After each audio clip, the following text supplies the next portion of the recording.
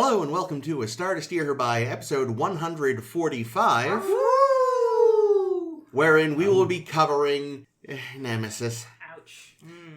This is Chris, and joining me today are... James. Caitlin. Jake. Carl. Hey, Carl. Welcome back, Carl. What are you doing here? Just hanging out, you know. You gave us cookies. I've been here for 3 weeks. It's been meaning to say something. I'm sad you didn't join us for Insurrection then, but Oh God. this one's a treat.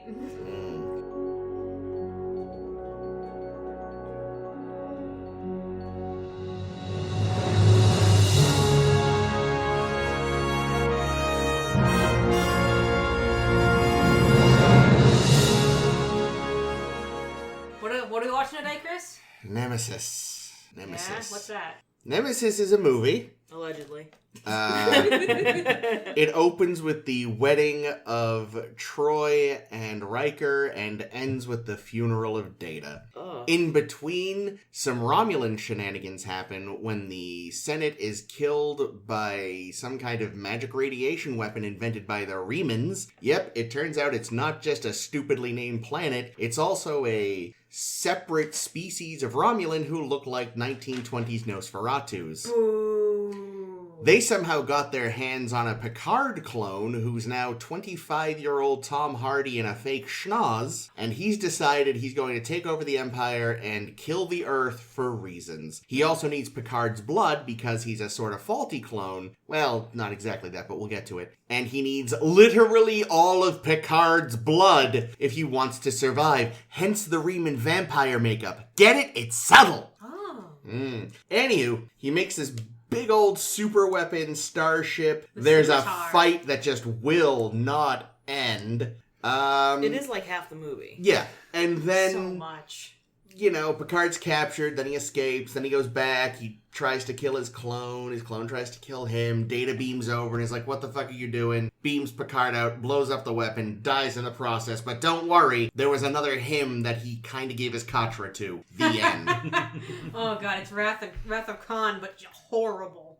It wishes. Cool. I want to start with the deleted scene because we start with the wedding, and we see Guinan gets a couple lines. They talk with everybody at the wedding. The wedding actually gets really, really short because they cut so much stuff out of the wedding scene that would have been like character stuff. No, you know, you had to make room for the endless battle. So much battle. But if anyone noticed, off to in the far corner of the scene, in fact, you don't even get to see him on a narrower television screen. Is Wesley Crusher, who has 0 lines in the movie. Because he had a cut scene, and I'm gonna play for everybody, and I'll put it on the Facebook too, so that everybody gets a chance to see it. But we're gonna watch 55 more seconds of this movie. Your volume could be a little higher. Did it? Yeah. Is this just going to be tossed salads and scrambled eggs? Yeah. Is that I wish I could do what Jake does, but I cannot.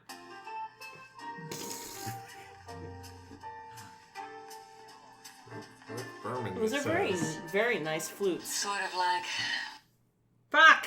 Why? losing a son and There we go. gaining an empath, isn't it? You're being a big help.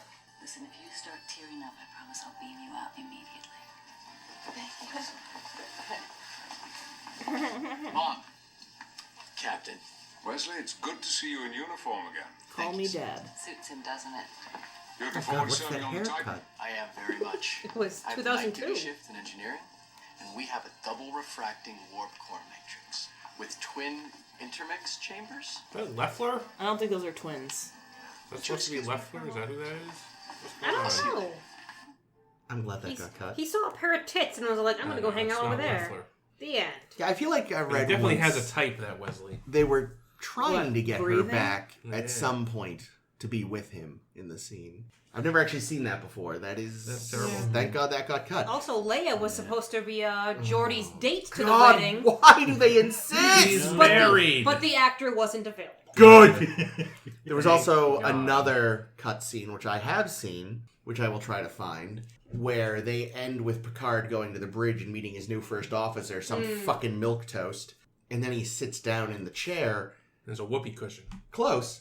Well, not really close. But he sits, he's got a new chair, and he pushes a button, and it has seatbelts that snap into place, and he goes, ha ha, it's about time. Is it? They were going to end on that. That's I'm awful. so grateful they didn't. Yeah, that's awful. Where they ended it was fine. It'll do, pig. It'll do. And this movie is so dumb that I actually forgot that they did not end it with that joke. So when I watched it a couple weeks ago for the first time in 15 years, and I saw they did not include that, I was like, oh, that's better than I thought. Yeah, ending with the B4 scene is nice. Yeah.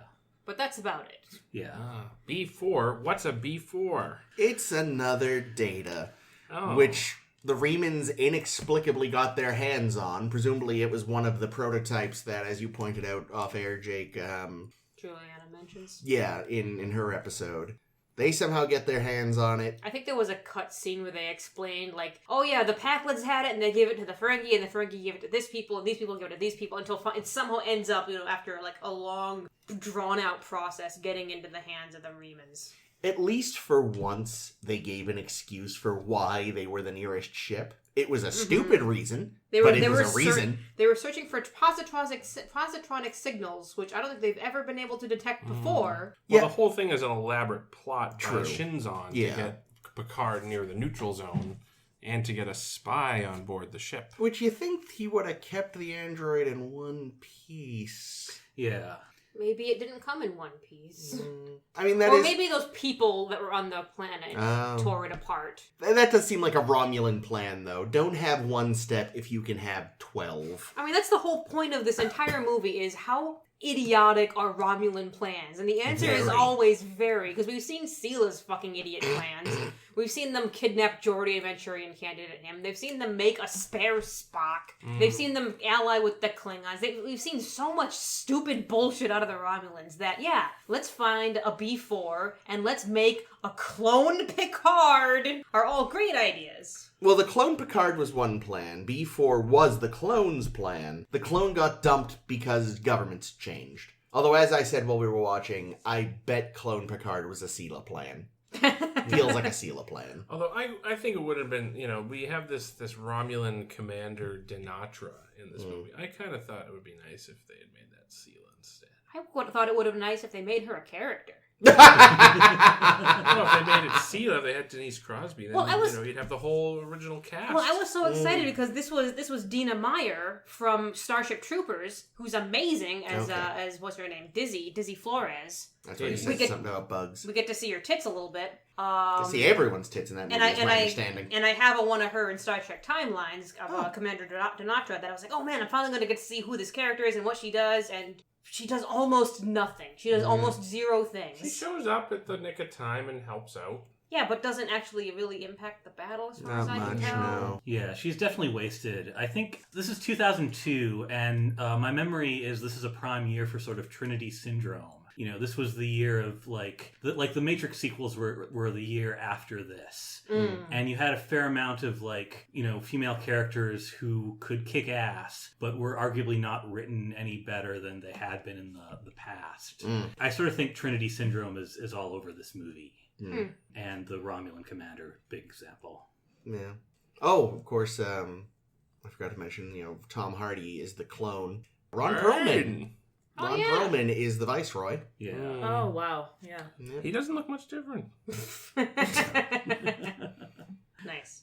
So here's the problem with giving Tom Hardy a big fake nose. Yep. The nose and the ears are the two parts of the human body that continue to grow throughout your life. So he shouldn't already have Patrick Stewart's nose. Well, they did speed up his growth, so maybe just the nose and the ears. They gave him that scar on the lip so that it would be less distracting. That his lips are so unlike with Captain Picard. But deliciously pillowy. That does the opposite. I feel like it draws too much attention to the lips. Well, I think it makes you realize why they're so different. They're like, oh, they're probably different because he has this scar. Because he probably got punched in the mouth a lot in the mines. Well, he did say they broke his nose and his jaw. Well, I also think that this movie honestly assumes that the audience is stupid. Yes, it does. I mean, audiences are pretty stupid. For example, I'm surprised when they showed the flashback scene of the little kid version of Shinzon. He didn't drop a teddy bear? No, he wasn't bald. Because it's not just... So, they have Shinzon be bald, but it's clearly they shaved his head because you can see, Yeah, you can see hair follicle. But at the same time, you're like, okay, all right, I buy it. Maybe he's trying to look like Picard. But then they show a picture of young Picard. Yes. Now let's not forget that we have seen Jean-Luc Picard just after the Academy when he gets stabbed through the chest by a Nausicaa blade. And we've seen him right after Jack's funeral. And we've seen him as a... So basically, Picard not having hair is in the last 20 years or so. Okay, brace yourself, buddy. You're gonna fucking hate this. You're all gonna hate this, but Jake's the one next to me, so he's the one who got his back clapped. Apparently, the way they explain that away in a novel, our favorite things, the novels, is that photo was taken after Picard had just lost a bet that required him to shave his head. Dislike it's profusely. fucking stupid. And here's like they go out of their way. Here's my problem with the photograph, and it's not even that the photograph is of a bald Tom Hardy. It's that they spend so long with Shinzon talking to us, being like, "Oh yes, I know I don't look quite as you remembered, do I? Oh yeah, being in the mines does that. And have you seen how my broken nose and my gashed up mouth and all this stuff?" Yeah. And then they show the photo, and it's just of him, and it's like, but you just were going on about how he doesn't look like him, and what? Yes. Oh, in this case, any wise asses were thinking, oh, well, that's why his nose is all big. It got broken. Even in the photo, which is supposed to be Picard, he's still got the big schnoz. So shut the fuck up. Also, the kid in the flashbacks had dark hair. The little kid? Yeah, but we know that young Picard has light hair from Rascals. Rascals. Oh, yeah. fucking I'd assume that was just the filter they had on the thing. I don't know. I think they fucked up. They probably did. But anyway, It's dark we're in getting those ahead of mines. ourselves. This movie is really bad.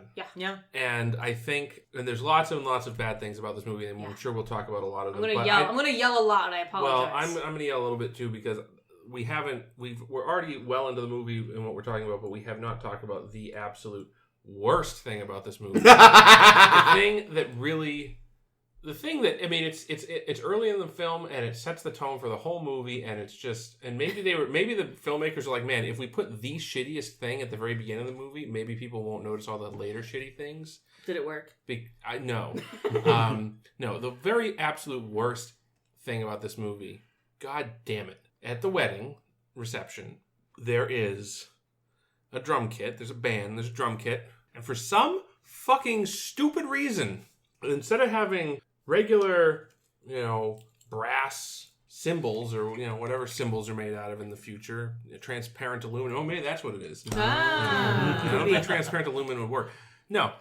They're made out of fucking black, or green translucent plastic. CD like holders. Yeah.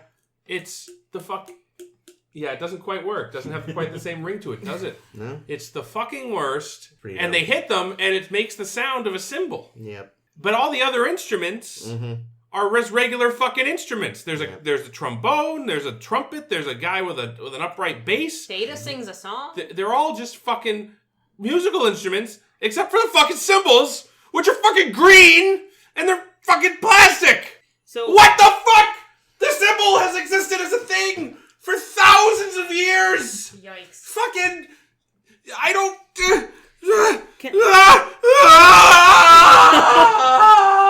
Better than F. Murray Abraham. Chris is gonna hate editing this. Because we're gonna yell a lot. So can I offer the suggestion that maybe the reason it was plastic was because they were worried about it making lots of clanging? What? Can you make that? Yes. No, should you? I'm just asking, is it possible they did that because they were concerned about it, falling or something? I don't know. I'm reaching for straws. No, they did it because they're like the fucking filmmakers think that the audience is stupid, and they're like, oh, it's the future, so they would have green plastic fucking cymbals in the future that would still make the sound of hitting brass. Well, I'm sure it's not actually plastic because I hope that we're moved away from plastics by then. Recycle your symbols, everybody. Yeah, I'm gonna go with it's actually just tinted transparent aluminum. But even so, hit an aluminum can.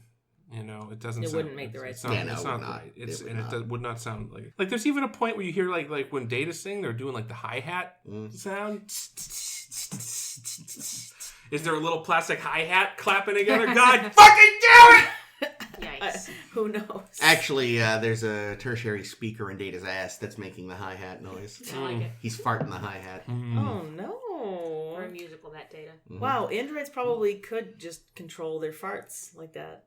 Well, I think this is not only the worst Star Trek movie. You asked to be But on this did I- episode, did I? Carl. Oh god, I'm just been drunk. I feel like you said either First Contact or Nemesis. I think is what you So said. you either want to be on the best This- one or the second worst one. Kind of makes sense. Second. Mm-hmm. This was definitely worse than Insurrection, in my opinion. I think for me, We'll get there I at the hate end. this for two True. big reasons. And the first one, I think people have touched on Picard Those versus Hardy. fucking symbols. Fucking symbols. Yep, that's number 3. And I just don't buy him as a clone at all. He doesn't look like Picard. What he does look like is Dr. Evil. Yes, he does! So every time, you and I are not quite so different, Captain Picard. Mm-hmm. Like, it just kills it. Every time he's got the lips, he's got the ears, he's bald. This could have been and this was, Goldmember was this year, I think, 2002. Whoa, really? Yeah. Oh my god, no. And what he looks like, I know you like the costume. The It is a good Shinzon's costume. The Shinzon I costume. love it. It's insecty and I like it. Yeah, it is good, but to me it looks like cosplay. I'm okay with that. So like it's like Dr. Evil cosplaying as somebody. And it just like, and every time See they you at San presume- Diego Comic-Con, Mr. Mr. Powers. The registration cost is $1 million. I was going to say, he gets to Earth with his doomsday weapon, and he's like, I want 1 million bars of gold pressed platinum. Is that it? So we get this asshole 1 million bars of gold plus platinum. Dr. Evil, it's 1965. That amount of cold pressed platinum doesn't exist. I'm sorry. So Anyway, they go you were through saying. So as you point out, that like you can't go 5 minutes in this movie without him going, you know what we are? We're very similar. Oh, we yeah. look exactly the same. You, me, same thing. In the same, It's like looking in a circumstance- mirror. In the circumstance, we would do the same things. Yeah. It's like, what? And No. And Picard Picard would seems never to wear buy that it. shit. This movie Like- comes down really hard on the nature side of the nature versus nurture I mean, debate. here's where I go nuts. It's like, Data, and Data is the only person who seems to see through this and say, like, B4 and I are, look and are of the same ilk. Lore and I were effectively the same with, minor differences and were raised differently. And I look at it also like, would identical twins make the same fucking decisions in every single circumstance? No, Exactly. no, fucking no!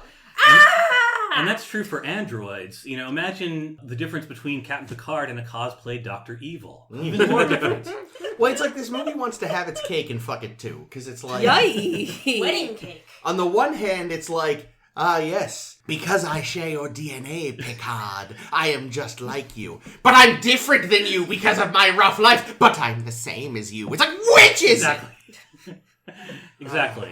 And it's they're trying to stoke the drama. They're trying to be like, this movie is very smartly written. It has people declaiming on 2 different themes. It's this is very Shakespearean, this movie. You can hear them trying to say. Yes. In the original Klingon? Oh, God. And like I said while we were watching, they also waste a perfectly good King Arthur reference. Because, that interested me. I didn't know about that. yeah, in Arthurian legend, when he goes to battle with his bastard son, Mordred, in the final battle, spoilers for the legend of King Arthur, everyone. Man, killed him because he named him Mordred? Yeesh. Well, he didn't name him Mordred, his mother did. He didn't even Bitch. know about the son. Which was his, half-sister, right? Morgan Le Fay or some shit? Morgana, maybe? I think it depends on... Anyway, yes. So, but she used an illusion to make him think she was somebody else. Yeah, Anywho. sure. So she raped him. Oh, God. Anyway, so in More the on big that later. epic final battle, Oh, God, yeah. Arthur runs his son through with a spear, and then Mordred pulls himself forward on the spear, but unlike Shinzon still has a weapon and manages to get Yeah, it does the sound like Shinzo. death blow in on Arthur. Oh. Yeah. So it's like Arthur, only worse. Yeah. That's on theme. Yeah, Arthur, but not good. Right.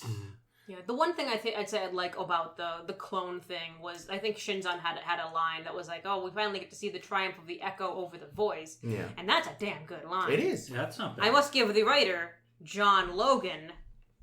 No one here seems to recognize the name. I know what the name Jake means. knows the name. Who's the name, He's the Jake? guy that's in the he's your, airport after. He's your favorite. John Logan. It's the alias of the real writer who was too ashamed to put his name on this film. John Logan, and this surprised the fuck out of me. He's the writer of The Aviator Any Given Sunday, and Jake's favorite movie of all time, What? Gladiator. Yes! Really? Holy shit. Well, I mean, Gladiator wasn't propped up by the writing. So Yeah. the outstanding performance of Russell Crowe. Yeah, well, I guess Brent Spiner met Logan doing a production of 1776 on Broadway. Who was he? I didn't check. I hope he was John Quincy Adams. And they brought Berman a couple of ideas, being like, "Hey, I met my new friend John Logan, and we want to try to find new ways to kill off Data because they still want to kill off Data. Yes, please. So here's some ideas." And Berman's like, "No, let's do something else. Let's do this." And then they worked this out of something. And what? I'm gonna tell myself it would have been a better film if Rick Berman hadn't been involved, because fuck that guy. I bet it was his idea for the rape scene. I bet he came up with the symbols.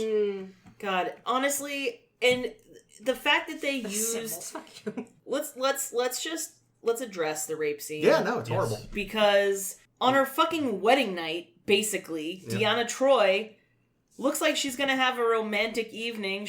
She seductively purrs to Riker, "Come to bed." And he does, and we get to see his naked back and her naked shoulders, and you're like, oh yeah, this is gonna be great. Finally, Troy gets a nice love scene. A nice love scene, a normal romance where they're on Zadi. It's great. And then, nope, fucking mind rape by this little fucking twat going around saying he's just like Picard. I want to touch your hair, Clippy. And his fucking viceroy are doing it together. Yeah, and I'm listening to Caitlin as we're watching this movie, being like, why is he doing this? What is the point of this? Why is this happening? You can see why the writers put it in, but you don't see why Shinzon and why fucking phrasing, Ames. Listen, why Shinzon and Riemann dude. Ron Perlman. Why Ron Perlman and Shinzon were doing Vice Mr. Roy. That thing wasn't the title; it was his name. Yeah, he came in. He became after the original Roy died. Yeah, he would take his place.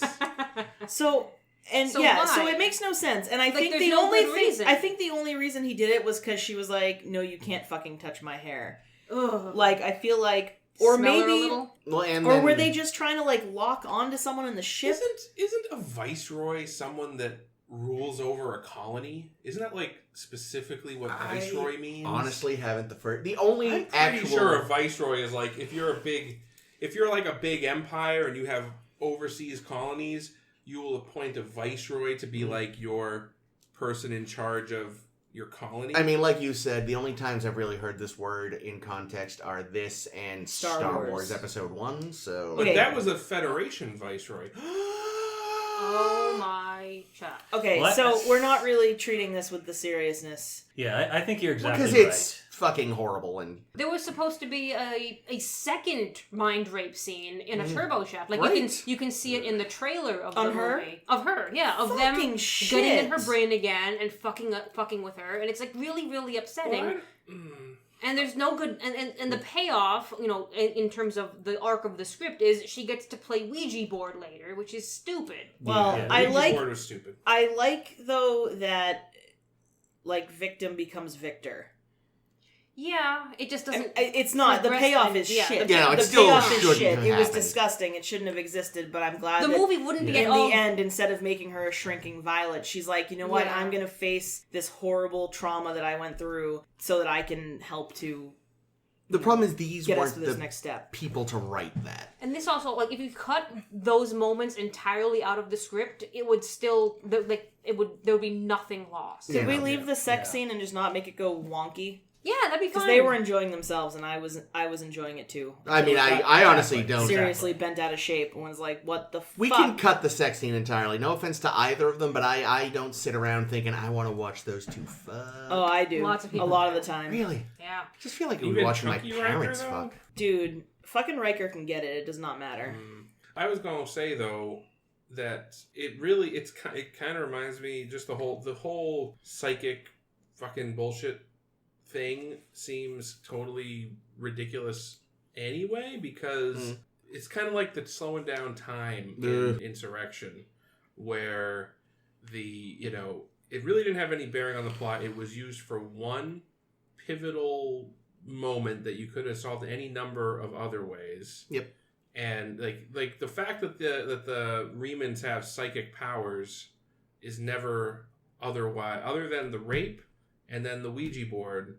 It's never there's no more like their psychic abilities play no further role in this film. No. Yeah. Also, like, can you imagine writing yourself into a corner and thinking, well, the only way to fix this is to add some fucking mind rape? Like, what the fuck? Like, there's other things. Like, Yeah. I know it's Deanna Troi. I know it's well established in the show that every time she just gets violated, that's just the character. Constantly. But like, really, we didn't need it in this movie. And No. you could have had you could even involve her because it's nice that she plays a part in the film, I guess. More than Bev. But you could at least That's a theme. you could have her still be the person that's affected by the psychic ability, but maybe it doesn't have to be a sex the fucking crime. rape. Yeah. Or if you really want, again, not to take away from Sirius doing things, but like, you got B4 on board. Mm-hmm. His whole point is that he's like a mole. Mm-hmm.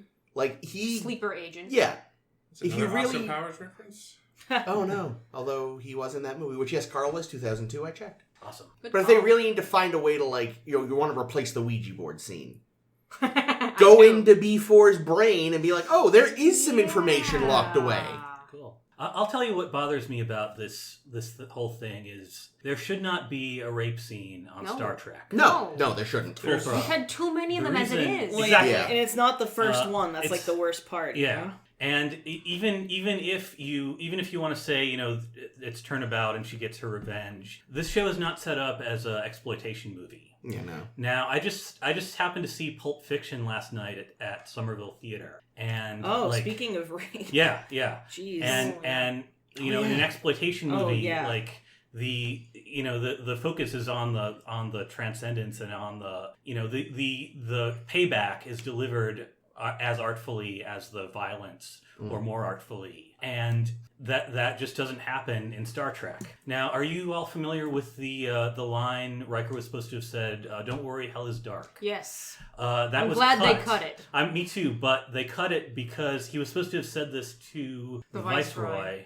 As well, he was kicking him in the face. Yeah. On By the that way, bridge. this movie is so bad, it took me halfway through the battle to realize it was the Viceroy that he was fighting. But Did you think it was just a random Riemann? I thought it was a random Riemann, yeah. But Random Riemann is the name of my new band. Is it like a Bare what Naked they Ladies said- cover band? What they said was, we can't have Riker say that. It would be like him taking pleasure in killing his enemy. Yeah, I saw But that. taking pleasure in killing his enemy is what exploitation's about. It's what that Troy revenge scene would have been about in an exploitation movie. Star Trek isn't an exploitation movie. And that means there's something really ugly and vicious at the core of this film. Yeah. That just ruins everything else. Well, and there's, as you point out, like, another problem with that whole sequence is it's because it's Riker kicking the shit out of the Viceroy. Yes. It's like... Oh, he would have the most pleasure fucking that guy up after But what not he did just to that, his though. wife. It's like, that's the problem. It's like... Yeah, we don't connect it. We It's don't like think of you... It's not Deanna getting revenge for what happened to her. It's her husband getting revenge for what happened to her. Which sort of emphasizes this whole outmoded notion of, like, the woman being the man's property. And like, I feel like they think they're like, okay, we tied up the Deanna thing when she played fucking seance scene. Yeah. She's all set now. We don't need any more from her. Yeah, it exactly. maybe would have been better, even though it would have kind of come out of nowhere, but fuck it, this movie's not good. If Troy was just beating the shit out of him. She did fucking Klingon Tai Chi back in the day. She beat the shit out of the Violator guy from Violations. Yeah. That What might do have y'all been think of the Argo? Wow, Jake is done talking about assault. I don't know, that scene was an assault on good taste. That was terrible, I apologize. Yeah. Well, anyway. I didn't hate it. I just don't like the rationality for it of like why have a little rover on the surface when you could just fly places or transport wherever you need to go. Or the fact that they act like it's fucking new tech. Like, ooh, I've been dying to try the Argo. It's literally a dune fucking buggy. dune buggy. I don't know if this is true because it's the internet and you never know, but I remember reading once that supposedly they put that scene in because Stewart had taken up like dune buggying recently as Oh, a yeah, hobby. you told me about that. And like he was like, "Can we have a dune buggy scene?" And they were like, "Fuck it, why not?" He looks good doing it. He does. Yeah. Data looks good wearing those glasses, so I was fine with that. I just think that I also saw like the way they tried to rationalize why it was there. It was like, oh yes, this is for planets that have like storms or gravitronic problems that would make it hard to use a shuttle. And yeah, sand. that's what it is. But they still needed a shuttle to get it to the planet. Like, That's not part of it. Well, it was also that the transporters would have been wonky because of Some kind of static interference per the usual. But I also hate that they just so blindly break the prime directive they for no shit reason. all over it. Couldn't they have just transported the pieces directly from the surface? No, they to said the ship? transporter was in the. Oh, right, yes, of course. maybe yeah. they figured having this, this pre-industrial society finding all the data parts would have be been more worse. damaging than seeing A dune a buggy? dune buggy. You know that Considering they have had, dune buggies. They already had, but then the dune buggy drives Jumps off a into it, cliff yeah. into a spaceship. Then again, maybe it's just a really nice plane. That's true. That's also possible. All right. Unfortunately, you wrote those fuckers out of their corner, you prick. Still sucks though. Oh yeah. I mean, it's a dumb scene, but like. Dum dum. The thing Also, with the this fucking Dum, the dee, freaking the saturation and contrast in that Yeah, scene oh, was it's awful. terrible. Yeah, that was weird. It's They like wanted it to look like an alien planet when they were just in somewhere California. You know what alien planets in Star Trek look like? Southern California. But I mean, again, Just like own it. just fuck with the the post-processing color thing. Like all it makes it look like is that they fucked up with the shutter on the camera. Yeah. You know, it's like, So oh they god, were we just left the whatever overexposed. open too much. Yeah, cinematographer goofed that day, so we didn't feel like going back out to reshoot it. What is it they say in Austin Powers? Isn't it amazing how the English countryside looks nothing like Southern California? Just keeps coming back to Austin Powers. I know. He was in the air. Yeah. So in that scene, we discover B4, who's Beef whore. here. Who's a Wendy from Wendy's? Who is a thing now, and now we're Yeah. stuck with B4. And Data decides to put his memories in him because that's a good idea. Why would you fucking do that? You just found it just doesn't this make any thing. sense. It was to try to jumpstart his. It was his But But cadre. doesn't he see that just because they look the same and they're structurally the same doesn't mean they're the same person? He sees that later in the same fucking movie. See, it comes. It He felt just. Shakespearean. It comes down to like Jake was saying. I like, love you it's so just- much, Carl. It's so that if they had made another film, they could have had Data show up and just be like, Mr. Four. No, it's Data now. But Yeah. Brent Double wanted thumbs to up. stop. Brent wanted to But stop see, doing the these. writers thought But surely, Brent was writing this. surely, well, he was one of the co-writers. I'm doing a lot of yelling, and I apologize But, to the because listeners. they were Holy just No, like, go for shit. it. Ames has You're become right. Chris and Jake. they were like, look, we're gonna make you put this in, Brent. Just deal with it, because they were thinking, surely if we make another one of these, if we back up a big enough truck of money to his house, yes. I have a thing. Logan and Spiner were developing the 5th TNG movie immediately after this, but because Nemesis failed very, very hard, they the studios fucking imagine the studios why. put a pin in that right hard. And Just as like the- they- Was it going to be the search for Data? I'm sure. I don't know if it would have been Can that, you but imagine he if would that- have been back in B4, and it's probably fucking obvious. So what's funny too, of course, is that this will have been out for a while now by the time this goes live. But as the trailer for Picard has proven, there is enough money they were able to back up to Brent Spiner's door. Well, now the thing is now, because I know Spiner was concerned, like, oh man, I can't. If I'm a how old is Spiner now? 60, 70? Old 300. 300 years old. He looks great. He does. He does look great, actually. But saying like he doesn't look like Data in fucking season 1 TNG for certain. Yeah, I mean, sure. But now in modern day, we have enough technology to make him look close enough, a little uncanny valley, but it's appropriate, and I'm okay with that. No, his head looked like a basketball. I like it. He is in fact 70 this year. Wow, He dude. does. God, why are all the greats getting so fucking old? It 'Cause makes that's how me time so works? sad. I know, Fucking but I time. fucking hate it. Let's go to the Baku planet. Soon all that's gonna be left No. is the youngs. Fuck those people. I will say, to say something positive, I thought his performance was good in this movie. Yeah. And he seems to have pulled back a little bit from the chaos of the emotion chip era. Oh, thank God. And, Is he still wearing the emotion chip? I know last they episode didn't mention it. He said he in- didn't in- feel anything specifically. Yeah, in Insurrection, when he went crazy, I remember them saying, like, oh yeah, is the emotion chip acting up? And Geordi says he's not wearing it. Yeah, which is funny. So in Generations, it fuses into his system. And he can't stop laughing like a fucking lunatic. In First Contact, he can turn it on and off at will. And Borg Queen can turn it on and off as well. Yeah. And by Insurrection, he can apparently just remove it and leave it behind if he feels like it. So, like... The writers were like, enough. We want original data. We know how to write for that. Yeah. But I approve of... I feel like towards the end, Data starts to look at B4 the way you might look like a puppy that you can't house train. Or like you're a living... or like a living yearbook picture Data that you're has, embarrassed of. Data has old yellered all his brothers. And his really daughter. has. He old yellers all of his kin. You know, so something sad. really disappointed me. Given the special effects budget for this movie, they couldn't have made B4's pupils close. Oh, like Lors did? Yeah, it's established kinda that dumb. when you turn them off, their pupils close.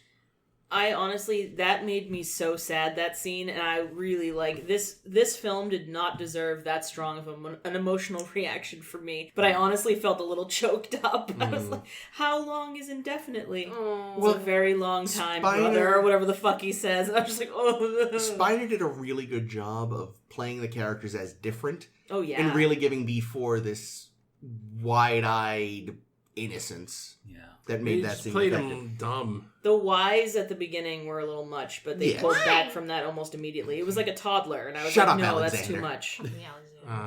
Father. Hey, OG, what are you doing here?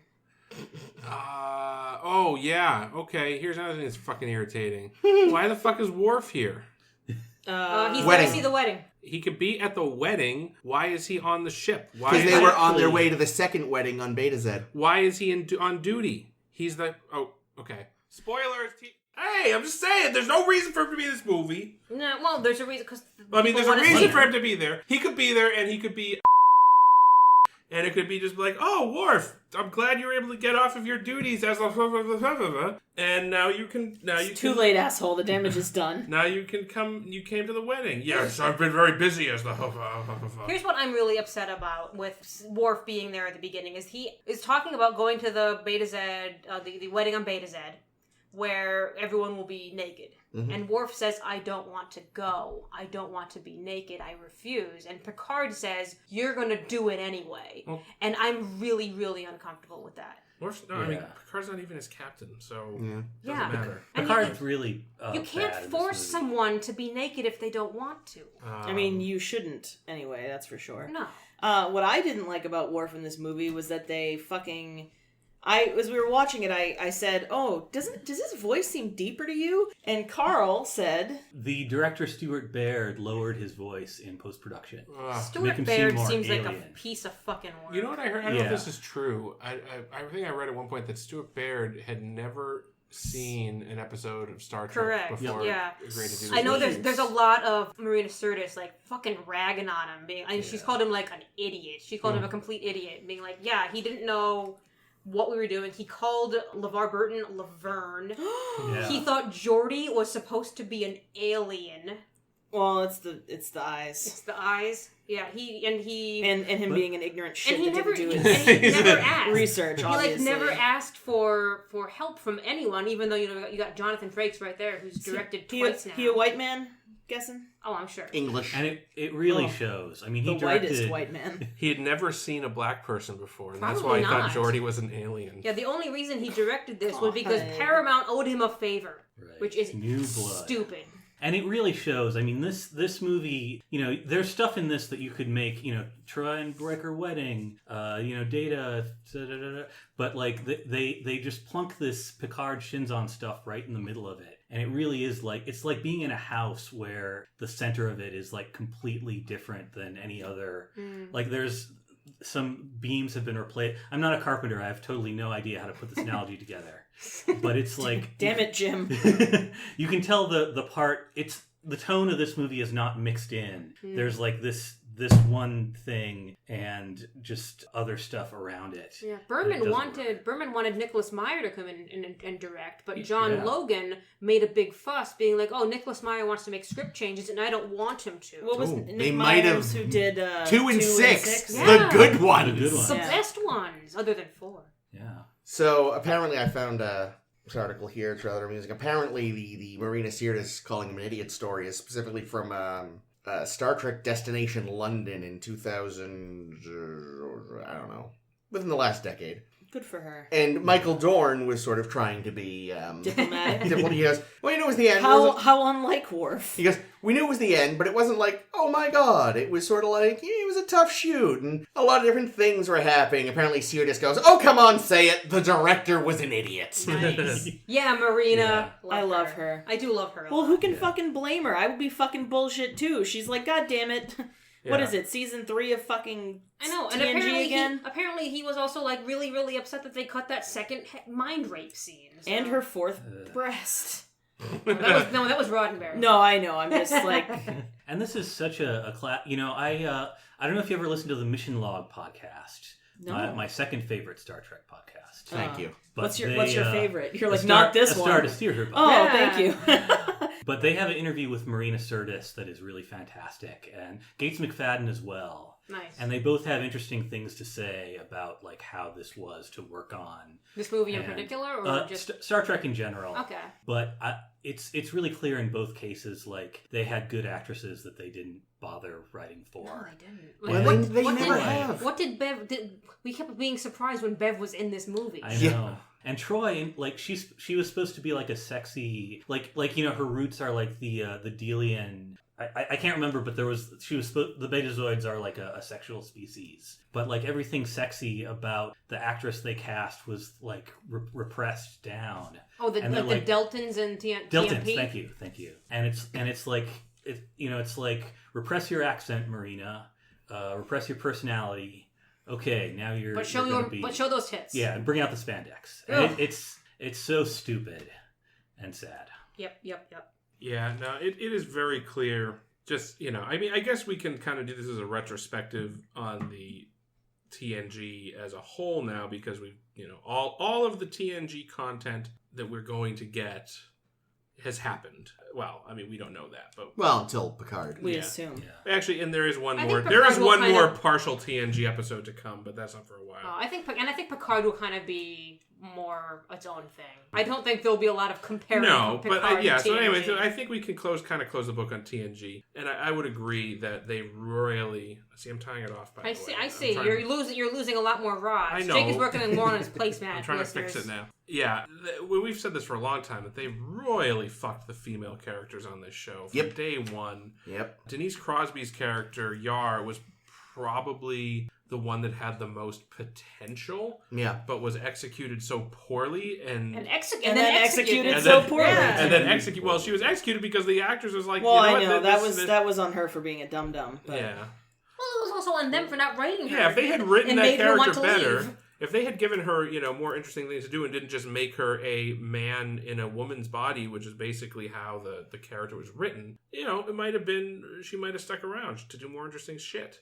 Like, you can write strong female characters out just, you know, without just writing them as men, basically. Well, yeah, but I mean, couldn't you argue that writing a woman as a man is like the best writing you'd ever probably get? Because that you're just writing them like fucking people. Because people are Since much better at men writing. are- I don't know. Because men think- are just default people. Well, right, I guess. No, I think you can certainly write a strong female character who is feminine and who has Loves chocolate. Go on. female traits, and you know, is strong and does badass shit, and is not just Xena Warrior Princess. Xena Warrior Princess. No, I mean, I'd argue that characters like Dax, where they actually actively are like, no, yeah, she used to be a man. Yeah, that's kind of how they. I'm lampshade that looking one. forward to talking about her in DS9. She's going to be interesting. So I decided. Here is another good example. Like DS9 does have really good, strong female characters. I'm looking forward to talking about. Well, and we've always said that our problem was with Troy, the character. Troy, I'm an empath, not Marina Sirtis herself. No, Marina Sirtis is a treasure. But, So according to the IMDb, Stuart Baird is mostly an editor. Yes. And has actually been an editor on some movies I love. He was an editor on both Skyfall and Casino Royale. Oh, both very good. The original Superman. Oh, wow, Demolition Man. So he's an old fuck as well. Now, do editors make good directors? No, because here are his 3 Yep. directing credits. Nemesis, which we just watched. We did. Wicked good. Next. 1998's U.S. Marshals, US a mediocre Marshals? sequel to a beloved film. What's it a sequel to? The Fugitive. Okay. I don't know. And Executive Decision, a middling 1996 action movie starring Kurt Russell and Steven Seagal. Oh, and Halle Berry. Ooh. There's a great actor. A woman? I was gonna guess Michael Douglas, so actually, Kurt Russell's, that's... John Leguizamo, I like him. Oliver Platt. A decent cast. You Oh, like Dee Dee John Wong. Leguizamo? Yeah, he's a good actor in the right film. Yeah, I guess he's... Hey, Lynn alright. Carew. Anyway, probably not a good movie, because it's a Steven Seagal movie, and his movies aren't good. Yeah. Are you kidding? Steven Seagal, do you mean this guy? What? Do you mean the director, or do you mean... No, sorry, the Steven actor. You Seagal. actually mean Steven Seagal. I mean Steven Seagal. He was He the... directed a Steven Seagal movie, therefore that movie was crappy. Gotcha. And this is kind of emblematic of the whole movie, I think, too, because it's not the worst idea to bring in an action director to shake things up, but it's bad action. It's badly paced. Yeah. It's mediocre action. A lot was said at the time about this movie being for the fans. Oh, Really? they always And do that Yeah. shit. but What it's so fans? dumb Which ones was it for the for? fans. They were like, If it all were, right, if it were for the fans, make it about the characters and not just about Picard. exactly. And instead of the characters, they were like, all right, what episodes should we rip off? Bloodlines. We'll take stuff from Bloodlines. Got a lot of fucking bloodlines. Time Zero. We got Data. Ugh. We got pieces Data's of Data. head. We're picking Data's up head in Data's the head. desert. If only Sam Violations. Clemens had been there. Yeah. No! I feel like we said this during First Contact, didn't we? First Contact. Weren't we just making jokes No, about... Insurrection, we were Mark talking about Twain how coming it back? had ripped off a bunch of movies. Oh, all right. Well, all the Episodes. movies kind of rip off episodes. Yeah, but wow, This it's- one and yeah. Insurrection Especially are pretty heinous. egregious. What's interesting is that we were talking last week on Insurrection. I don't know. Usually First Contact ripping off Best of Both Worlds. Ooh. Well, that's the thing. Like, that's more a proper follow-up Yeah. as Yeah. opposed to a rip-off. Yeah. Yeah, it's Exactly. a sequel. But I'm being a pest. this episode will not have gone live yet, Carl, so you will not have heard our Insurrection talk. But I was saying last week about how fucking interminable Insurrection feels, and it is apparently the shortest of the TNG movies. Yeah, it's I like think an I hour. think it might It's be like an all hour of them. 40 Really? or something. Okay. Hour 45. So it's Yeah, something like that. really quite short, but it just feels like it doesn't end. For me, what this was like during Insurrection, I felt like, is this over yet?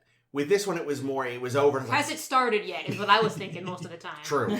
But by the time this one ended, I was just like, wow, that was a bit of a slog, wasn't it? But I had to kind of sit through it to realize it, whereas Insurrection was just like, Yeah. This sort of made me think, wow, I'm really glad to see the backside of TNG. Glad that's over.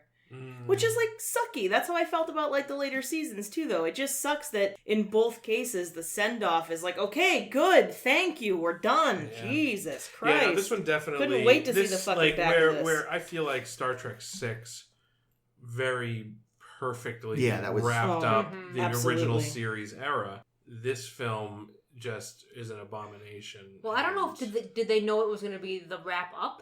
This one? Yeah. Well, no, you said that they were already planning another film, right? I don't know though, because if you think about it, they end this movie with the death of Data, which obviously they left the door wide open. They're hedging there, but then you have Riker and Troy going off on their own ship. I would have liked to have Titans. seen Like the- that series, honestly. Like It's a series of novels now. The gang Is it? splits up. I'd read that. So yeah, I think that this was designated to be the end. Was of it that mentioned era. that Crusher was supposed to be going elsewhere? That got cut. That Yeah, got that was cut? in the Okay. cutscene. Where is she supposed to go? Starfleet Medical. Teaching or? I don't know. Didn't say. But yeah, so and evidently, and Worf. Worf is Warfing. Going whatever happened in Yeah. DS9. Worf is just whatever is called for in the plot. Yeah. I have to say, I think Worf is actually a pioneer in the gig economy. Yeah. He's got his post DS9 gig, but he can still come in and consult with Picard. Nah, It's, we it's should- like yeah. it's like Uber for Klingons. It's like, I Exactly. need a Klingon. Boop boop. there's one. Probably has some other stuff going on too. I mean, I can agree that having a Star Trek film without Michael Dorn would or Star Trek Next Generation film that Michael Dorn would suck. But I feel like there's a way they could have worked it in where they would have made more sense. It's very cynical. Yeah. But this whole movie is. Yeah. Let's talk about the end.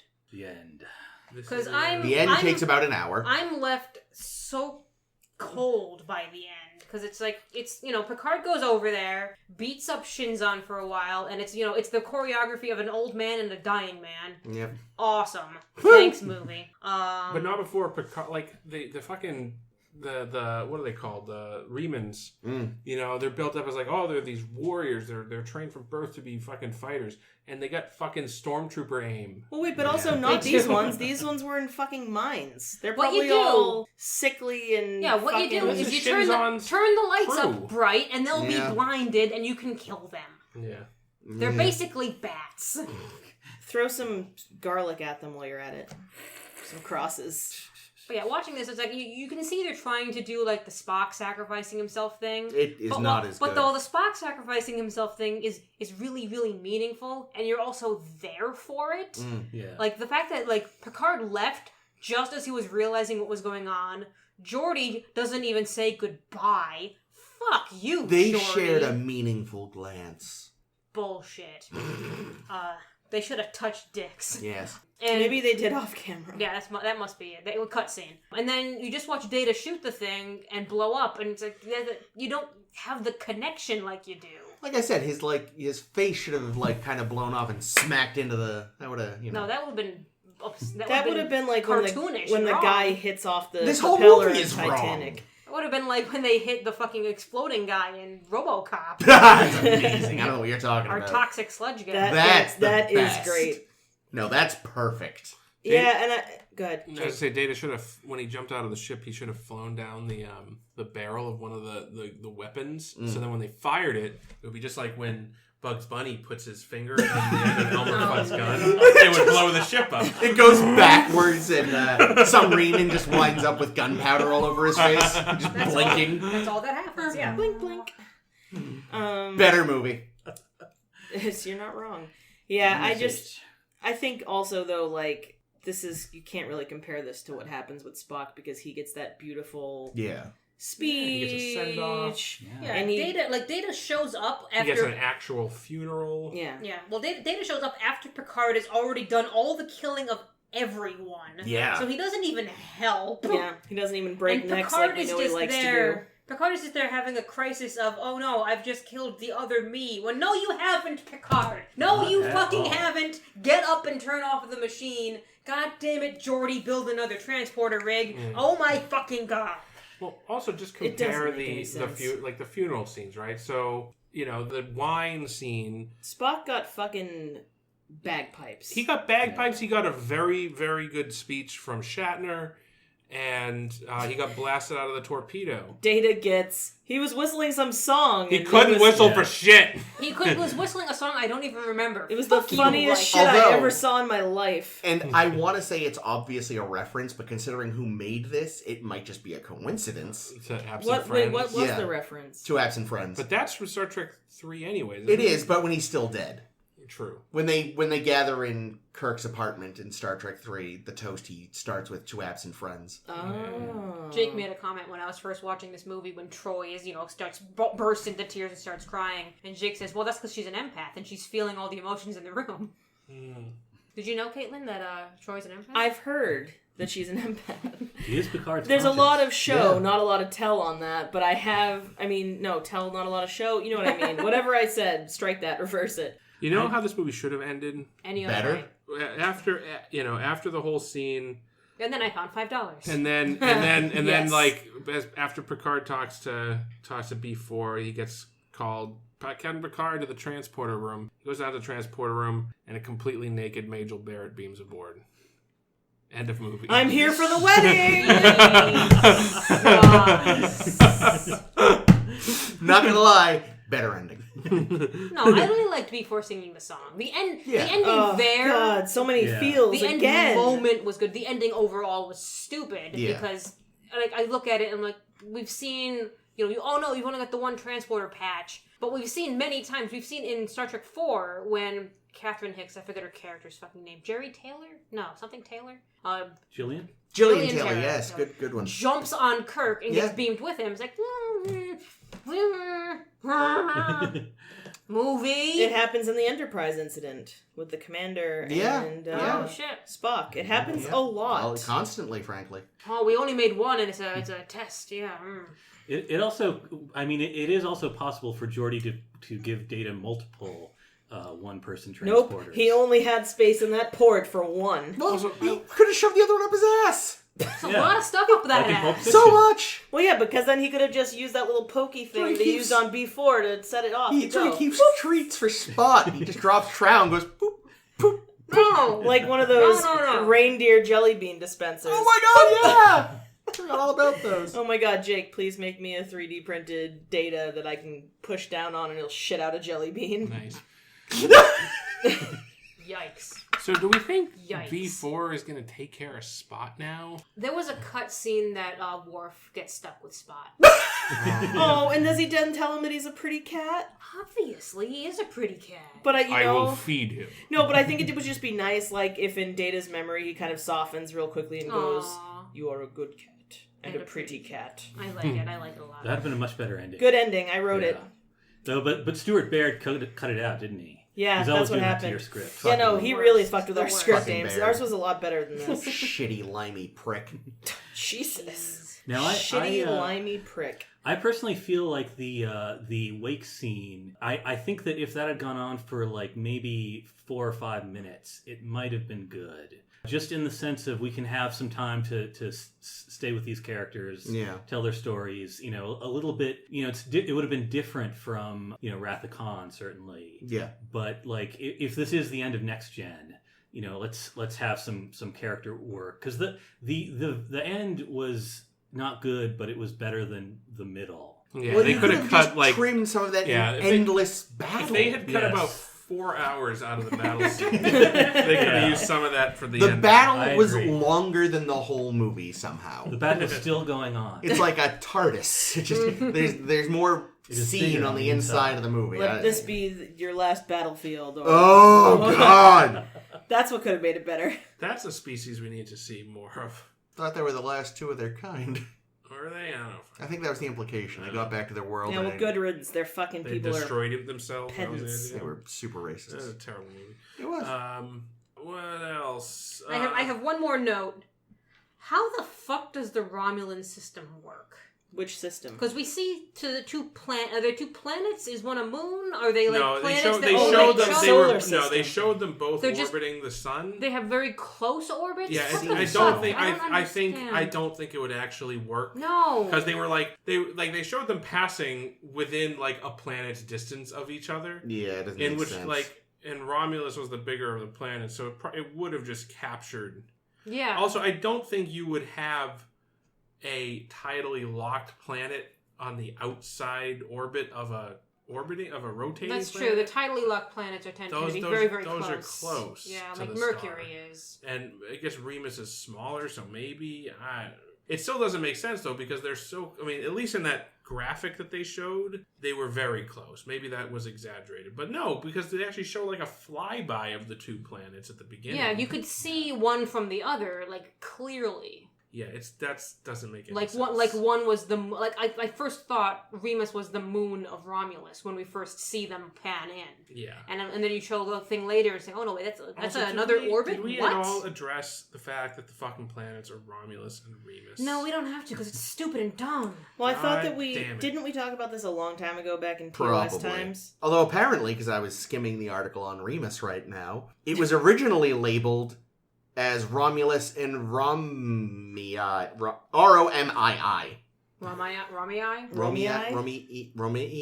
So originally it was not Romulus and Remus, but they said, fuck it.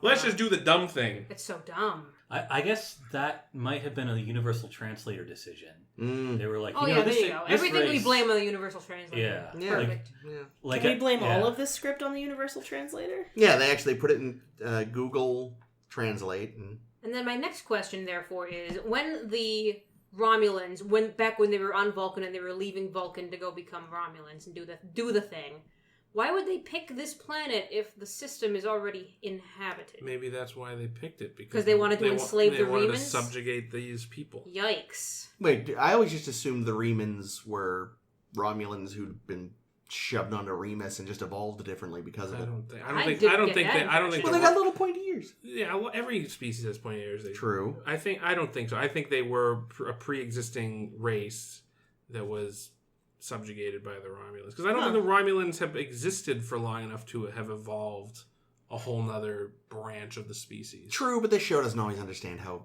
evolution That's works. And it's a true shame that Spock's unification plan didn't work out at all. Apparently not. Especially Where since we is he? fucking killed Sarek for that. Ugh, Bullshit. fucking hell, yeah.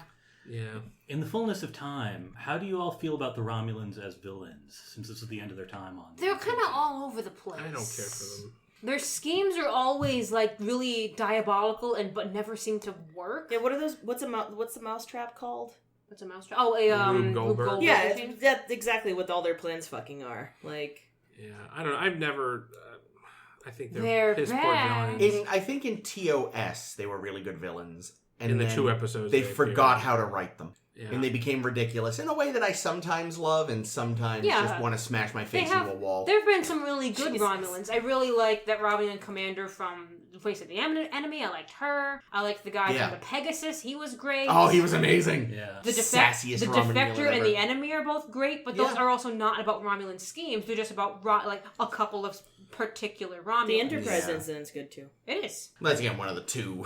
Yeah, that's right. One of the 2 TOS ones. I think I agree with that. I think you named all my favorite Romulan stuff because they seem to work best as individuals. They do. That's true. And this is like one of the million things that bug me about this movie is like Shinzon turns the Senate to stone. P.S. That happened. Turns the Senate to stone, and like there's no talk of like how are we going to keep the populace in line now that their Senate has been turned to stone. Yeah, he just They takes sort of- over. Yeah.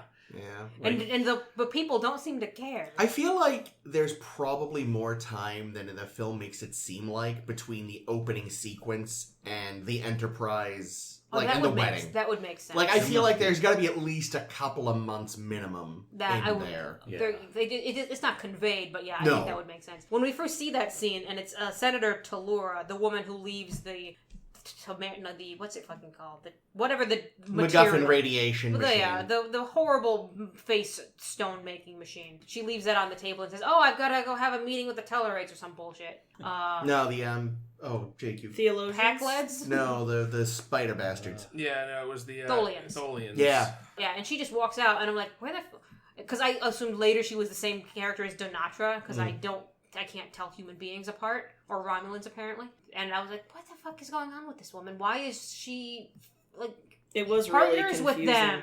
Yeah. She does show up briefly in like a group shot later. It's like an insurrection when you say why is the Federation in cahoots with the Sona? They're fucking morons. Yeah. They're you bad also have like people. that. So there's Denatra. There's the other military guy that kind of repeatedly challenges.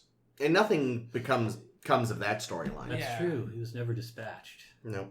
Yeah, we just see them like, oh man, was this a good idea? But then you never see more of them until you get Denatra saying, I'm gonna fight with you. Oops, I did it wrong. But so it sounds like, so Shinzon and his team of Remans are kind of like war heroes, right? Because they say that in the briefing that they were in during the war they fought many battles and never lost. So it's kind of like Julius Caesar type character. Well, that makes sense for a Romulan. So very Shakespearean. Yes. And then he, and so he has the support of the military, I guess, and to do his little coup.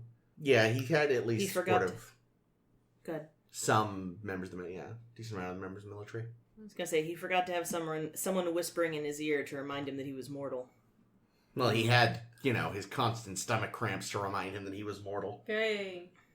And his head veins that were progressively getting grosser. I love how at first they were just obviously poorly drawn on. They were really dumb looking. Before they became actual 3D makeup. That Yep. that was a choice.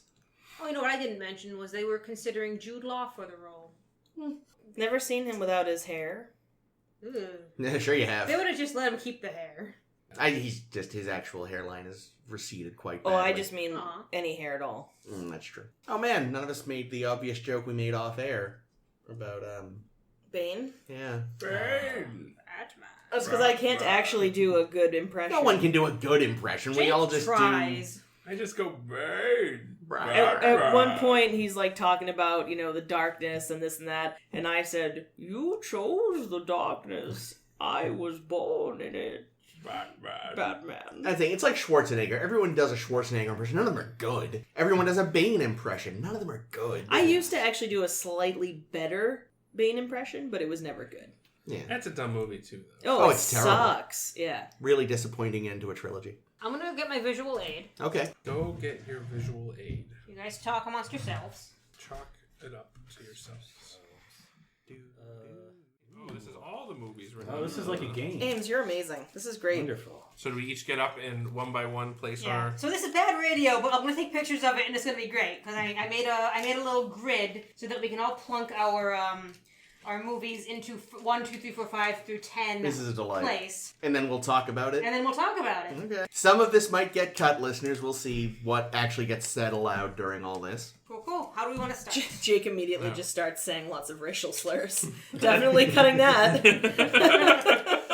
Cunt. No, that's fine. That's fine. Leave that in. God, no, that was We do last that- we week. do that Let's an not go awful back lot. to that. To what? Did we say cunt a lot last week? Not quite, but no, I'm not. No, shut up, all of you. Oh, that's right. We did say a lot of bullshit last week. No, it was horrible. I can't remember what we said. Good.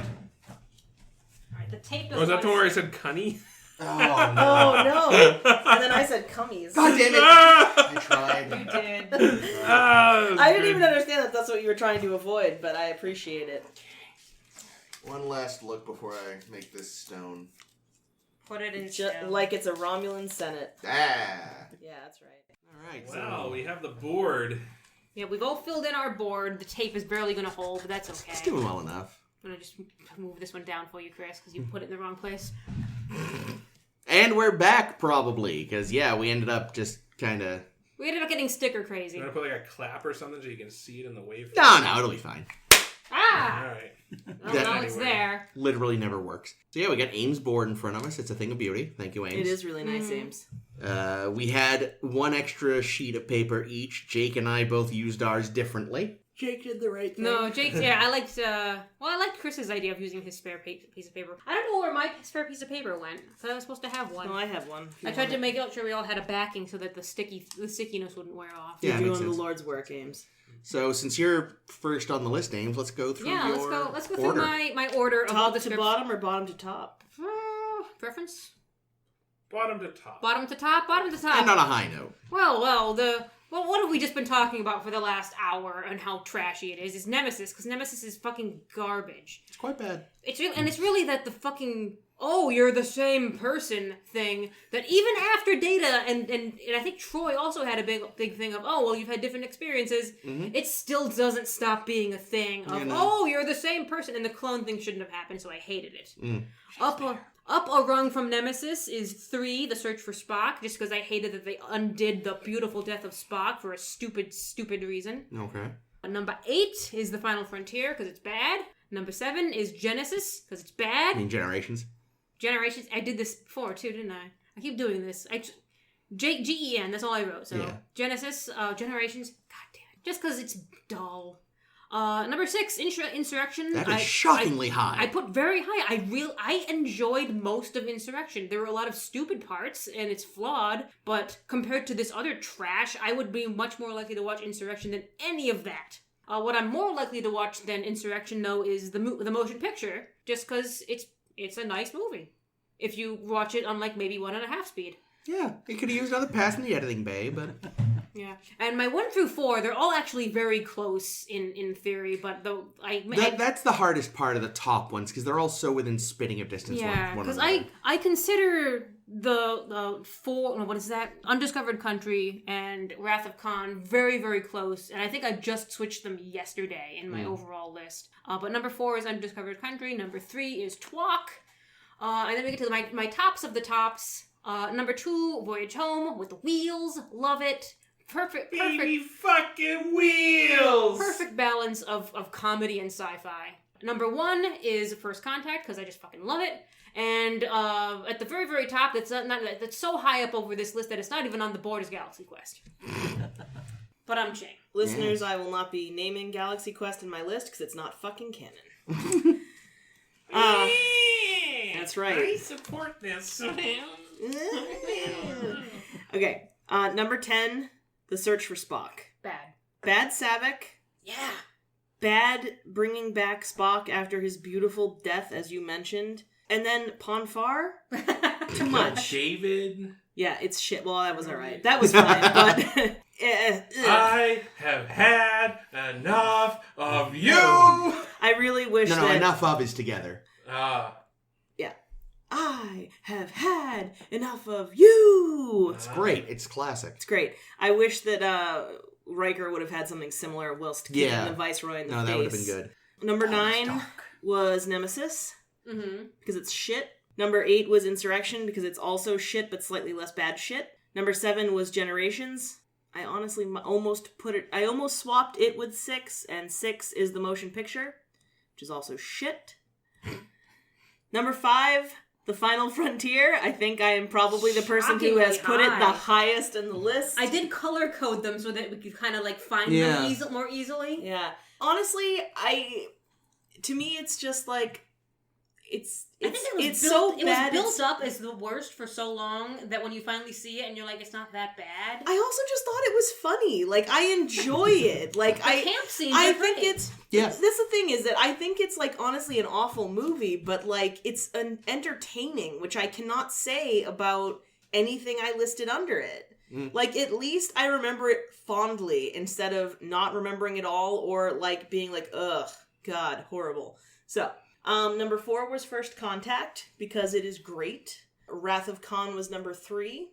Which honestly for me is almost still a little high for me for the Wrath of Khan. I do think it's a good movie, but like what I kind of forgot until I saw it like several times in a couple years was like, there's just a lot of more Moby Dick stuff. It's very military. Khan and fucking Kirk are never even on the same ship. Yeah. And I know that was for like health reasons. I'm not trying to give Ricardo Montalban shit. It's like, it's this big thing, and they're never even face to face. Like, I don't know.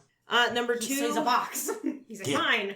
Number 2 I had as The Voyage Home, because it's just it's a feel-good, it's a fun romp. Dr. Dickface is obnoxious, but everything else about it is basically perfect. And in a huge upset from my old opinions about the Star Trek movies, I put The Undiscovered Country as number 1. No, that's nice. Because it's great. David Warner is great. I really like it. And again, unlike what we got with Nemesis, which was like literally someone taking a shit in front of our show that we love as the ending, we got like a proper nice send-off. Yeah. And again, David Warner. So for me, I've got in dead last, Insurrection. Painfully boring movie that I could not wait to be over. Nemesis is fucking horrible, but at least it's like bad in a way I can laugh at, which is why When did you laugh? Yeah, I don't remember anyone laughing during this film. I think you laughed at your own jokes.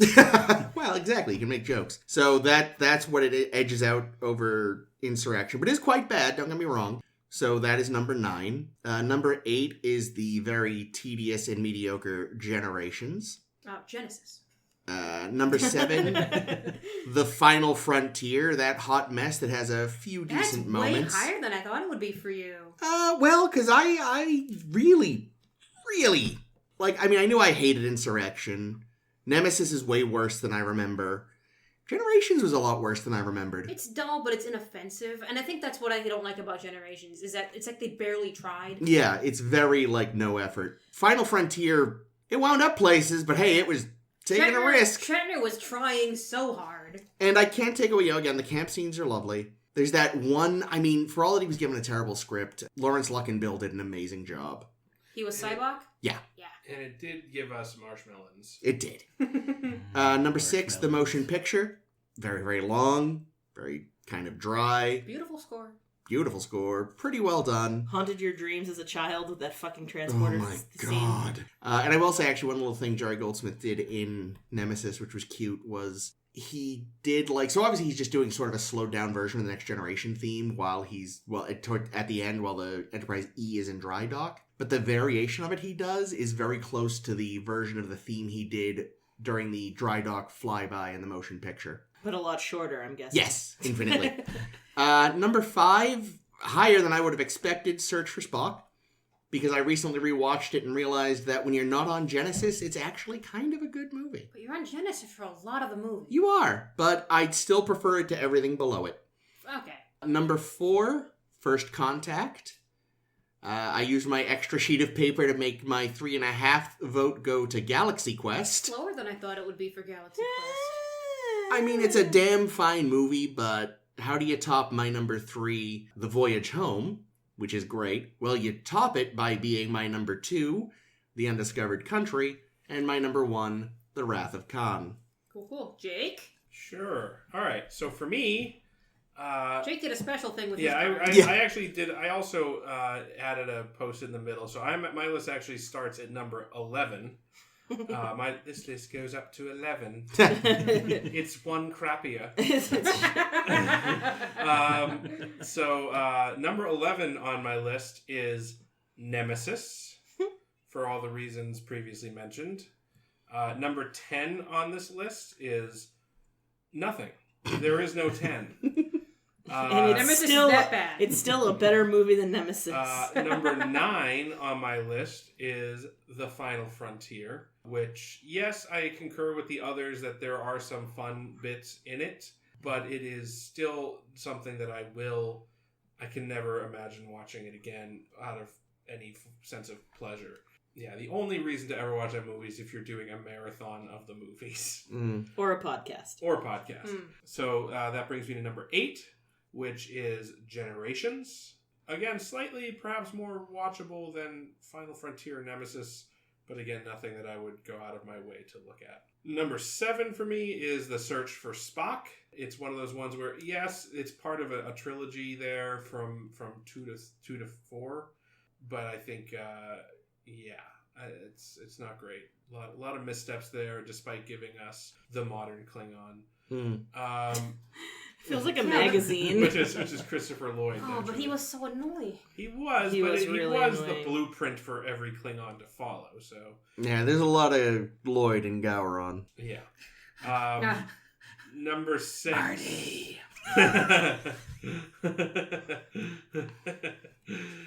Glory to you and your house. Number 6 is Insurrection, which I didn't think was as bad as some of the others here thought, but still not great, but I think, somewhat watchable. Number 5 is The Motion Picture. The Motion Picture. That is the first Star Trek 1, but on my list it is 5. Number 4 is Star Trek First Contact. That's the one with the Borgs. Number 3 is The Wrath of Khan. Number 2 is The Voyage Home, the whales, the baby fucking wheels. And coming in at number 1, The Undiscovered Country. Woo! Indisputed champ, in my opinion. Nice. It's a good movie. Despite those of you that will dispute it. I mean, I will say, I went along... Who's disputing it? I mean, literally everyone except me. Yeah, I'm the only other person 3 out of 5 of us. I mean, I will say it was I spent the most time I spent was trying to decide between Wrath of Khan and Undiscovered Country. They are very close. See, I don't feel that way. I feel like the Wrath of Khan doesn't even come close to it. It's very interesting that for the 4 regulars have the same top 4, just in a different order. Not quite. I think Ames is the only one with First Contact in her top 4. What are you talking about? I am reading the chart wrong. Yes, I am reading the chart very wrong. You are right, Jake. Were you thinking top 3? Yes, because I was counting the row with our names as the number 1 row.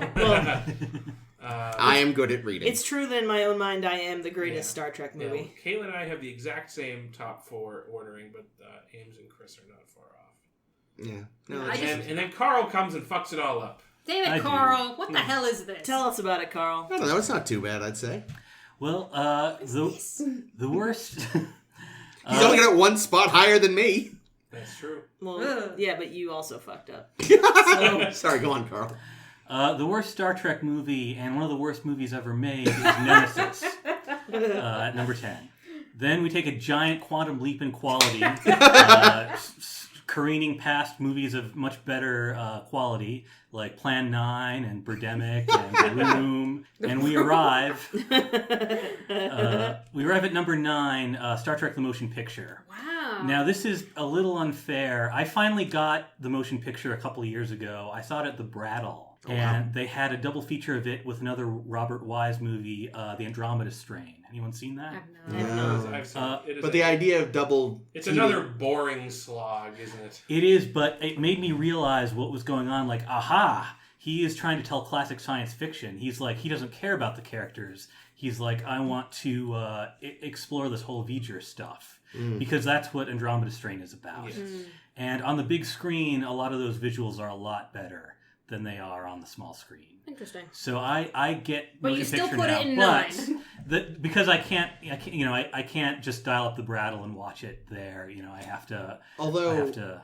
Shit, hopefully it hasn't already happened. It's the 40th anniversary. It's going to be in theaters again. Ooh, cool. Hopefully it hasn't already passed. It has probably passed by the time you're listening to this, listeners. Oh, excellent. Well, Star Trek 2 is going to be shown in Somerville on the 24th of August. I feel like I've seen Wrath of Khan on the big screen like twice in the last 2 years. It's coming around. People love it. We saw it twice in the big screen in the past 2 months once. Yeah.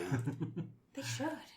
Yeah. Maybe that's why I've grown cold to it. Maybe I've just seen it too many fucking times. Yeah. Sorry, go on, Carl. Yeah. I guess I should save my Wrath of Khan comments for the Wrath of Khan. Okay, so we have number 8, Star Trek Insurrection. The thing about this, it is sort of an overlong episode of this TV show, but in my opinion, it's pretty well directed. By Frakes. Yeah. Better directed than the average episode of the TV show. And there's a lot of little things that I liked visually. It has like 30 separate endings, which I think is why you might have thought it was dull, even though it was very short. But it was kind of like, it's the equivalent of like a mediocre baseball game, and you're like, you've had like 2 light beers. That kind of level of enjoyment. That's beautiful. He said that on the way here from the train station, and I was like, oh my god, please work that in. It's perfect. Speaking of things influenced by light beers, Star Trek V, The Final Frontier is another one. Your segues are really I was hoping that was going to be The Voyage Home, because they drank like Miller Lite. Oh, they did. Ugh. No, Michelob Light. Sorry, Coors Light. I didn't mean to offend you that way.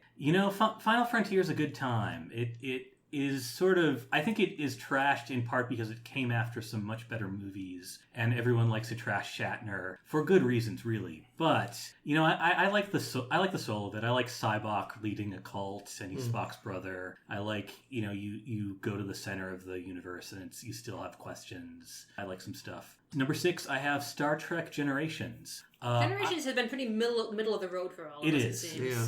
And I feel like the problem there... Yeah. I actually feel like it is quite ambitious, but it's always in its own way. Yeah. It has Picard and his family. It's got Kirk blowing through the warp hole of time. It's got Malcolm McDowell. I kind of like the Nexus. And I kind of like the idea of a villain who blows up planets just to influence the course of this Nexus. Like, that's a cool sci-fi problem for me. But, of course, it is not as good as First Contact at number 5. That is the soul of Star Trek, especially Star Trek Next Gen. It really is the best Ronald D. Moore had to offer. And then the top 4, I kind of go into what I consider sort of a holy trilogy. Just because of, honestly, I saw them a lot as a kid and enjoyed them. The Search for Spock, a lot of dead scenes, but I really like the Enterprise caper. I really like the feeling of these kind of older senior citizen versions of our heroes getting into one final action. I like everyone kind of has enough to do. You got Uhura with a phaser, you got Sulu, you got Scott messing up the Excelsior, and you got the first time the Enterprise blows up, so it's not like an old hat cliche. Yeah.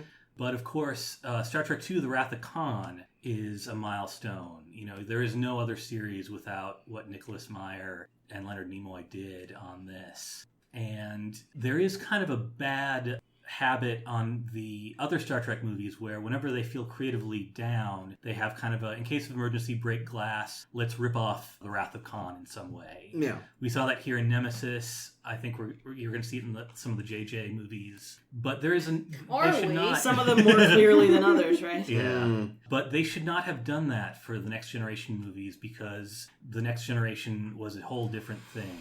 And the movie they should have patterned Next Generation movies after is... Wait, hang on a second. Okay, number 2 is Star Trek The Undiscovered Country, which I like as kind of, like it's all working together. You know, it came out when the Soviet Union fell. It was kind of historically perfect. Like, Star Trek got the last word on this Cold War metaphor, and it's a good caper. But the best Star Trek movie is The Voyage Home, Nice. in my opinion, because it is a real sci-fi question. You know, it's not about, let's go fuck with this probe. It's about, let's go to the past and tell these whales, let them communicate. We don't know what the whales are saying. We don't know what the probe is saying. But we trust that they will be able to get communication going. And I think that's a very Picard approach. There's no bad guy in Voyage No Home, bad which I think guy. is amazing. Yeah. And another great thing about it is a Star Trek comedy that is funny. Yeah. And that's not always the case. Yes. I just think everything's firing on cylinders. All cast members get something to do. Good times. Yeah, that's something, you know, as we're coming to the close of the Next Generation movies, is that, you know, especially The Voyage Home, but it applies to a number of the other ones too, but definitely with The Voyage Home, it was an ensemble movie. Like, everybody had a job, everybody was useful, everybody had scenes that they themselves stole. Except for Walter, who got himself brained. Well, yeah. Well, no, but even he had Which some way great... to Alameda? He had some That's great what I said, scenes. Alameda. You know, his escape or his attempted escape from the battleship was great. I You know, I'm just giving him shit. I mean, Here Michelle in the had stuff sandwich to that do. day. Everyone had a task in that movie. I mean, Michelle had less to do, unfortunately. Yeah, but and they she cut had something they to cut do. a lot of Sulu stuff. I remember. Yeah. Which is a that shame. sucks. But, you know, it was an ensemble movie, whereas I don't think any of the Next Generation movies... No, they're Picard movies with a good side of Data. Yeah. And Nemesis happened to have a good Riker fight, and that's been about it. I don't think And they let's could have mind done... rape Troy some more.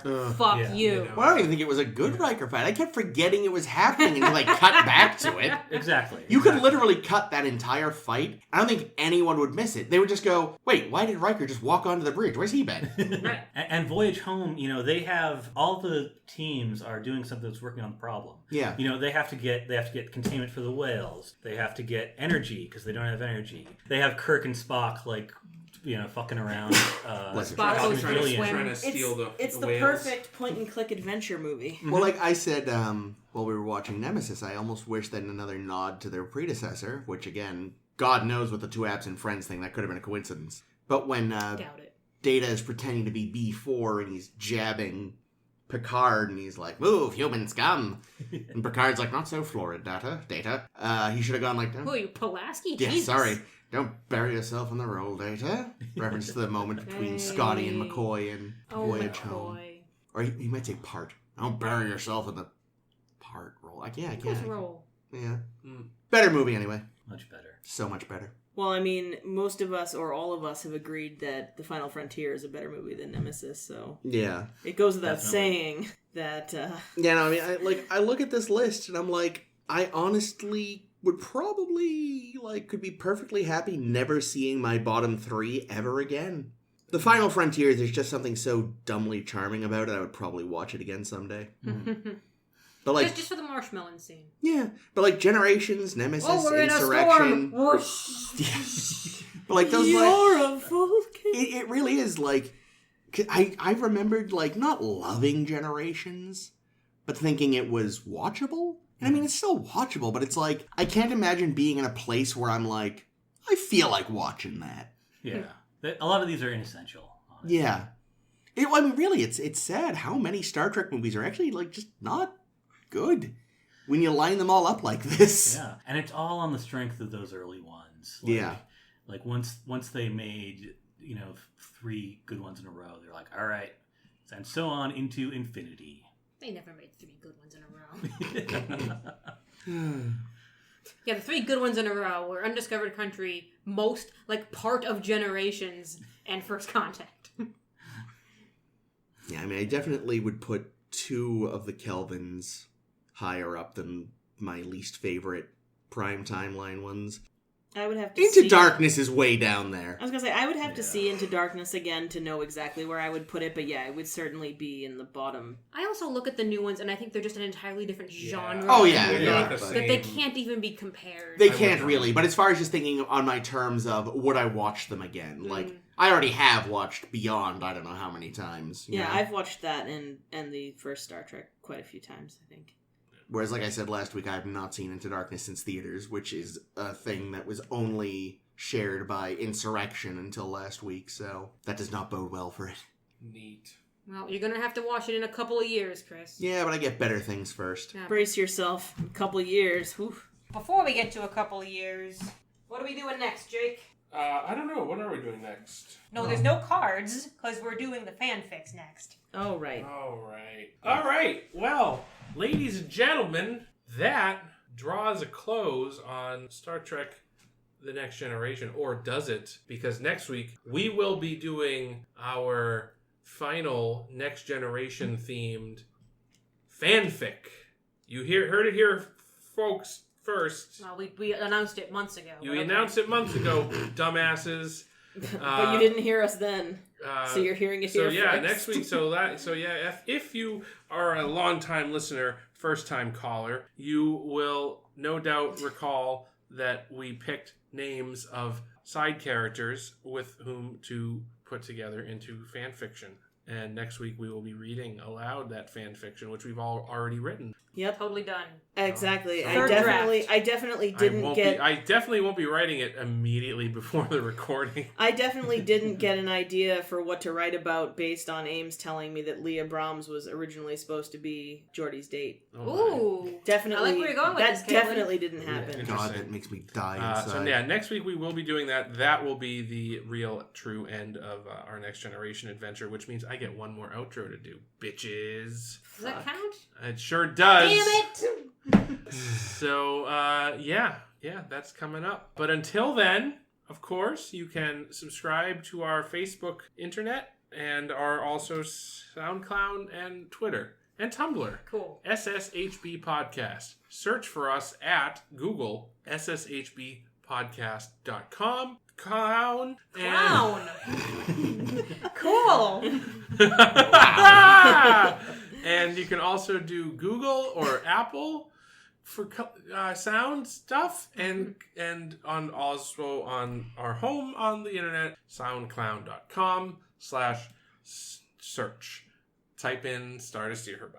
Anything you want to plug, Carl? The Unreliable Narrator podcast can be found at unreliable-narrator.com. Caitlin is frequently on it. I have been on it. It's fun. Oh, I'm behind. I listened to the first 7 or 8, and then I fell behind. Awesome. Thank you for listening. Right now, we're doing a parody of a darker, grittier Goofus and Gallant. Nice. And that will end on the episode that I am supposed to release today, but it will probably actually take a couple more days. So look out for that, friends. Well, see, what's great is this is going up so late. Right. That you can totally say that it did go live today. Because no one knows when we recorded this exactly. I was completely on time. Nice. Good work. Good punctuality. As I always am. Excellent. Cool. Well, I think that just about does it then. It does. My name has been Jake. This has been Chris. This has been Ames. This has been Caitlin. This has been Carl. Thanks, Carl. Thanks Catch for you coming on on. the Thank you. thing. Yeah, thanks for I gotta playing. go. Hold on, I need a good outro for this one. Give me a What? minute. I'm thinking. Bye. I thought we were going to start singing Blue Skies. Hell is a whole lot darker. Now, what was the Frakes line supposed to be? Hell hath no fury like Data. Don't worry, hell Like is a dark. jinx. Yeah. There we go.